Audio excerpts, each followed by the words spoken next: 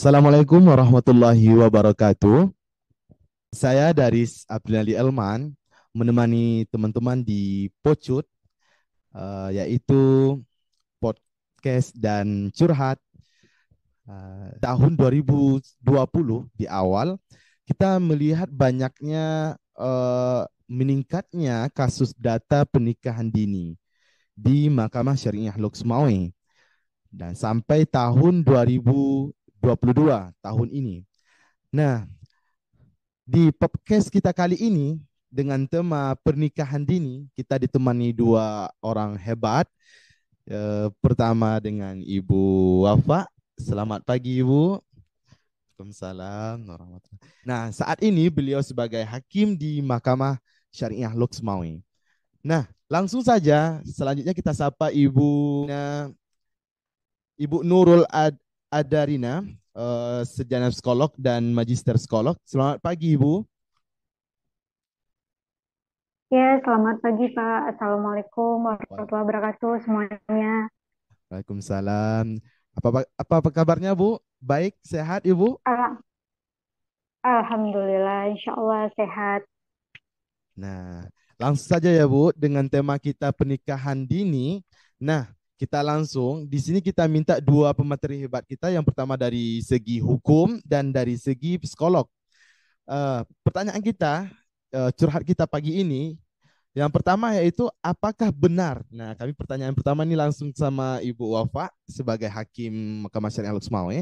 Apakah benar data tersebut dari tahun 2020 sampai 2022 ini meningkat kasus tersebut atau ini hanya berita yang kurang jelas bagi masyarakat? Kami butuh dari ibunya sendiri. Langsung kami minta pada Ibu. Ya, baik. Terima kasih, host ya. Jadi memang sebenarnya perkara dispensasi nikah ini ada peningkatan dari tahun ke tahun. Apalagi banyak sekarang ini ketika undang-undang sudah dirubah yang dari 16 tahun bagi perempuan, kemudian 19 tahun laki-laki, kemudian Undang-Undang Nomor 174 tentang perkawinan yang terakhir dirubah dengan Undang-Undang Nomor 16 tahun 2019 itu pasal 7 ayat satunya berbunyi bahwasanya laki-laki dan perempuan itu boleh menikah umur 19 tahun. Nah, ketika bertambahnya umur, meningkatlah di situ perkara dispensasi nikah. Kalau dulu si gadis ini bisa menikah umur 16 tahun, sekarang sejak berlakunya undang-undang itu di tahun 2019, itu KUA menolak. Jadi KUA wajib menolak sesuai dengan aturan Undang-Undang Perkawinan bagi seorang gadis yang ingin menikah umurnya belum cukup 19 tahun. Jalan keluarnya kemana? Mereka harus mengajukan dispensasi nikah ke pengadilan agama. Kalau kita di Aceh ke Mahkamah Syariah. Nah, jadi semakin meningkatlah itu jadinya ketika mereka terhambat dengan aturan ini. Banyak para orang tua ini yang mengajukan perkara ini adalah orang tua si anak yang masih di bawah umur, bukan si anak yang berhadapan dengan hakim atau dengan hukum. Jadi yang menjadi para pihak yang mengajukan perkara ini adalah kedua orang tua dari anak yang kurang umur. Nah, jadi inilah fenomena yang terjadi ya. Benar seperti itu, semakin hari semakin meningkat dan perkara ini disidangkan oleh hakim tunggal. Nah, seperti itu. Oke Bu, terima kasih pemaparannya. Nah, Ibu Nurul, kami pengen tahu juga nih Bu, kalau dari psikolognya bagaimana sih Bu, mengapa usia minimal tersebut diatur? Nah, jadi bagaimana pandangan psikolognya itu bagaimana Bu? Mohon penjelasannya Ibu. Baik, Bismillahirrahmanirrahim. Mungkin saya melihat fenomena pernikahan dini ini dari sisi psikologi ya. Kalau berdasarkan usia 19 tahun itu dianggap sebagai usia yang masuk dewasa atau dewasa awal gitu ya.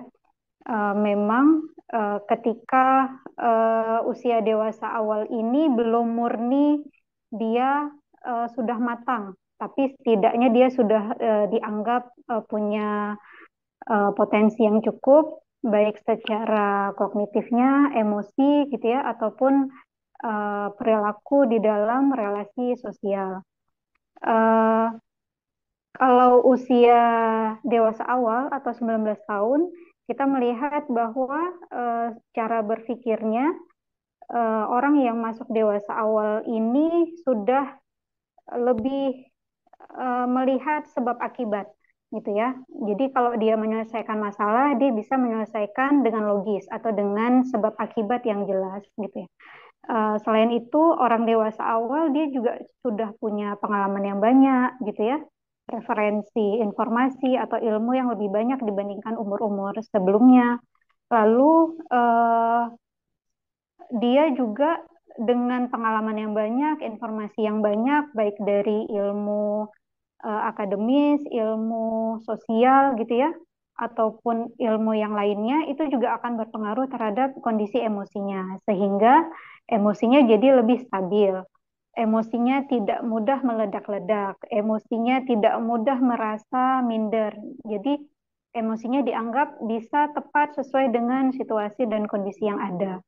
Jadi saya kira kalau dengan usia 19 tahun ini dianggap cukup menjadi bekal seseorang untuk menikah. Berarti di usia sebelum diatur Undang-Undang 19 tahun ini, Bu, berarti anak-anak yang di bawah 19 tahun ini dianggap masih labil begitu, Ibu ya? Dan Iya, masih dianggap iya, remaja dan belum dewasa, Ibu ya? Oke, Ibu, terima iya, kasih, iya. Ibu, pemaparannya. Nah, mungkin kami nanya lagi sama Ibu Wafa. Ini tentunya ada faktor pendukung itu, Bu. Faktor pendukung yang melatar belakangi terjadinya pernikahan usia dini ini.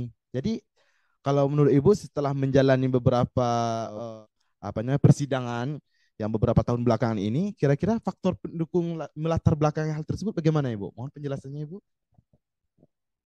Iya, baik. Jadi beberapa perkara yang sudah saya sidangkan, perkara dispensasi nikah itu beberapa alasan yang diungkapkan oleh para orang tua yang mengajukan permohonan dispensasi nikah ini adalah karena kekhawatiran mereka terhadap anak mereka jika terjadi hal-hal yang tidak diinginkan. Ya, semisalnya kedekatan anak mereka dengan calon suami yang sudah cukup lama seperti itu. Kemudian memang kesiapan mental si anak yang diyakini oleh orang tua ini bahwa walaupun umur yang masih di bawah 19 tahun, tapi anak perempuan mereka sudah layak secara fisiknya, dari luarnya memang dia sudah bisa dia menikah, kemudian dari dalamnya artinya si orang tua ini meyakini anaknya bisa mandiri seperti itu. Kemudian kita nasihati juga si calon suami. Nah, apa dampaknya ketika dia menikahi seorang perempuan yang umurnya belum cukup? Nah, tentunya akan banyak masalah nantinya. Dan di persidangan mereka yakin siap menerima apapun itu ke depan. Apalagi didukung oleh keterangan orang tua dari si calon eh, calon suami ini. Karena kan dihadirkan juga wali dari calon suami.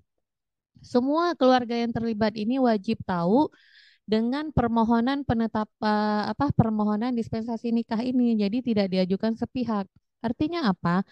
Ketika hakim yakin, selain dengan bukti surat yang diajukan, bukti surat ini untuk mendukung kesiapan mental si anak, salah satunya ya membuktikan anak akte kelahiran, kemudian ini anak berasal dari orang tua kandung ini, kemudian memang ini anak kurang umur ini tidak ada secara syar'i ini tidak terhalang. Sudah jelas ya teman-teman semua bahwasanya tidak semua hakim langsung cepat untuk memutuskan perkara-perkara tersebut untuk permohonan pernikahan usia dini. Nah, kami mau nanya nih sama Ibu Nurul. Jadi menurut psikolognya nih Bu, kan ada faktor yang melatar belakangi terjadinya pernikahan usia dini. Nah, kalau dari segi kedirian atau kepribadian seseorang, kira-kira menurut pandangan Ibu bagaimana sih Bu? Yang faktor pendukungnya itu sehingga menjadi terjadinya pernikahan usia dini. Mohon penjelasannya Ibu. Baik. Kalau menurut psikologi, kenapa terjadi pernikahan dini? Bisa pertama karena ada kebutuhan biologis, ya. Jadi kalau di usia remaja, dengan bahasa lain bahasa pubertas, kebutuhan biologis laki-laki dan perempuan kan hormonnya sudah meningkat tuh. Jadi kebutuhan biologisnya memang sudah mulai aktif seperti itu ya. Tapi memang kebutuhan biologis ini tidak langsung harus disalurkan dalam bentuk pernikahan ya, karena dia proses yang normal sebenarnya di semua manusia. Bahkan di fase remaja, masa pubertas ini, kebutuhan biologis ini masih tahap apa ya, eksplorasi atau membentuk pemahaman gitu ya. Tidak langsung dalam bentuknya aksi atau dalam perilaku seksual menikah. Karena informasinya belum lengkap ya tentang perilaku seksual ini, kebutuhan biologis ini, bisa jadi akan terjadi trauma ketika anak remaja ini tiba-tiba menikah gitu. Faktor yang lain bisa jadi karena kebutuhan hidup.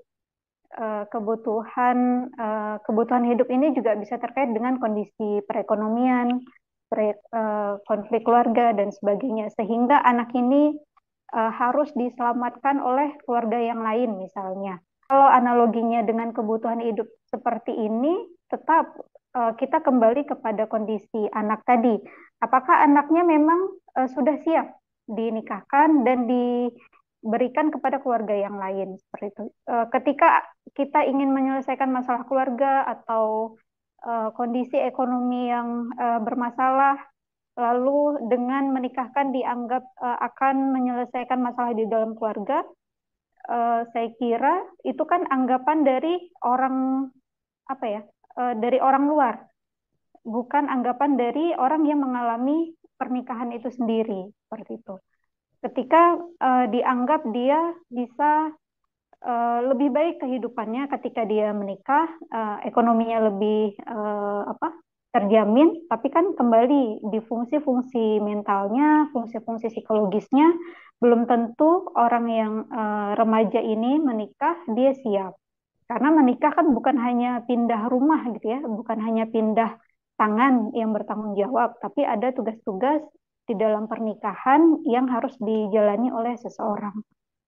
Mungkin itu kalau menurut saya yang menjadi faktor kenapa pernikahan dini ini dipilih gitu ya oleh sebagian masyarakat kita. Terima kasih penjelasannya Ibu. Nah, di sini kita juga melihat tentunya setelah terjadinya pernikahan usia dini, Bu, tentu ada dampak positif dan negatifnya. Artinya ada baiknya, ada buruknya. Nah, sepanjang ini menurut pandangan Ibu khusus Ibu Hakim, dampak positif dan negatifnya bagaimana Ibu? Nah, sepanjang yang Ibu lihat yang terjadi di lapangan beberapa tahun ini. Boleh Ibu? Ya, baik. Jadi kami selepas kami mengabulkan perkara dispensasi nikah itu, kita tidak tahu lagi imbas setelah dia menikah ini bagaimana. Artinya dampak positif yang kita lihat bisa menurunnya angka pergaulan bebas seperti itu dampak positifnya. Tapi negatifnya tidak jauh beda dengan positifnya. Artinya apa? Ada juga beberapa kasus, 3 bulan setelah kami kabulkan perkara dispensasi nikah ini, kemudian dia menikah, 3 bulan kemudian dia mengajukan perkara cerai. Nah, jadi disitulah menjadi catatan bagi kami majelis hakim. Ini harus diperketat lagi. Artinya apa? Kita tidak melihat kesiapan pihak perempuannya juga.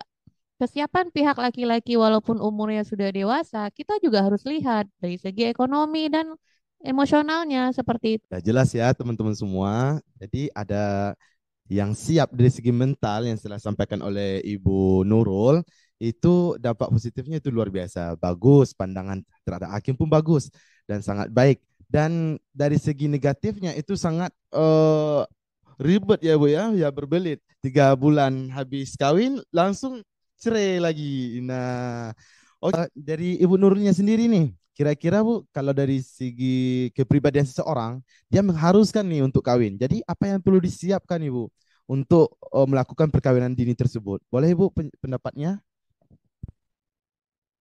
Baik, ya berarti kan kita butuh persiapan untuk pernikahan ya, baik dari segi hukumnya, baik dari segi biologis, baik dari segi emosi, dari segi relasi sosial, bagaimana melakukan relasi yang baik di dalam pernikahan, apakah itu dengan suami atau dengan anak-anak, dengan keluarga besar, itu juga butuh ilmu gitu ya.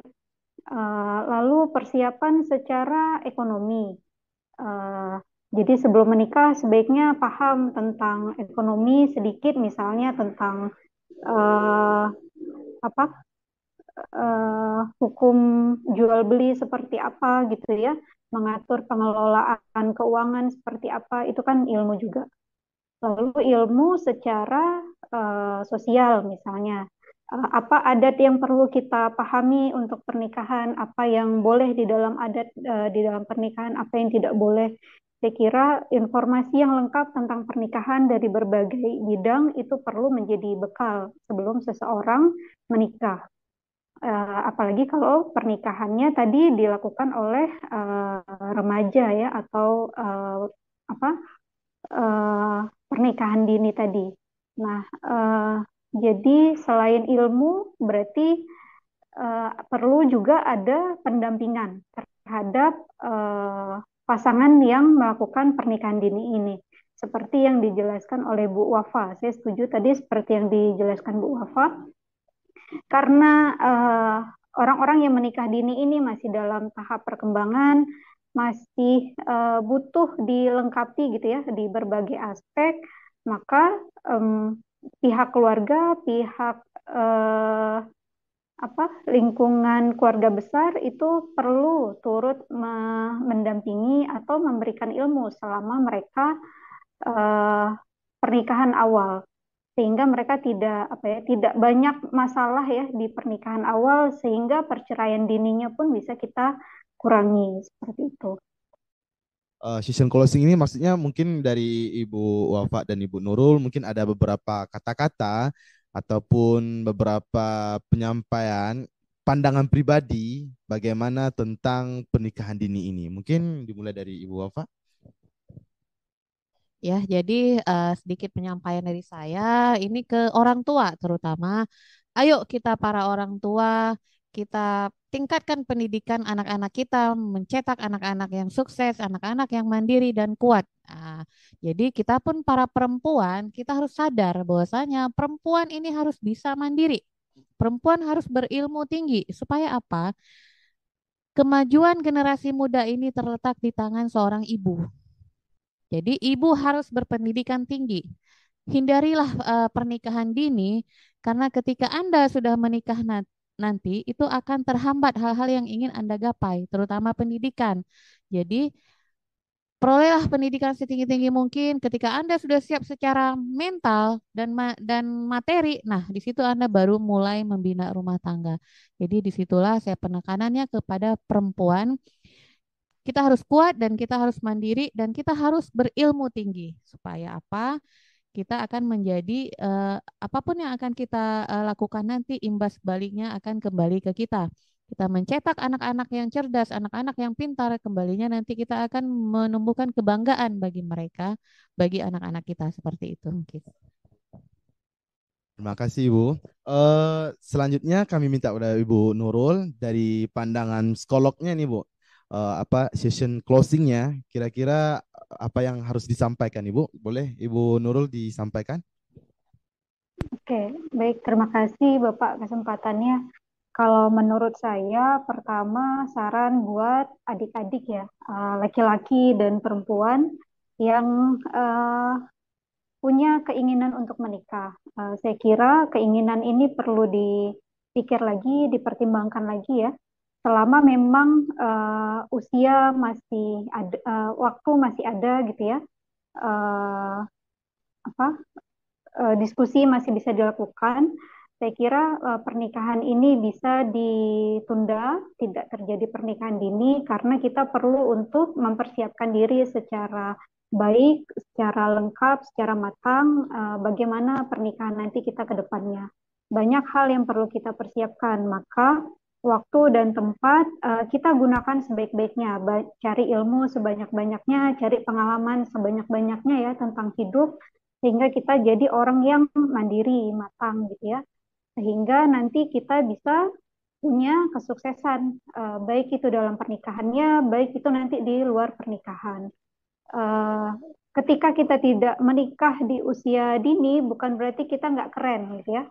Bahkan ketika kita menikah di waktu yang tepat dengan orang yang tepat, eh, apa tempat juga yang tepat, ya insya Allah kita akan menjadi orang yang lebih keren, ya, lebih matang, lebih bisa bermanfaat juga buat orang banyak. Gitu. Saran dari saya demikian, Pak. Ya, terima kasih Ibu. Nah, intinya teman-teman semua, siapkanlah diri dengan sematang mungkin.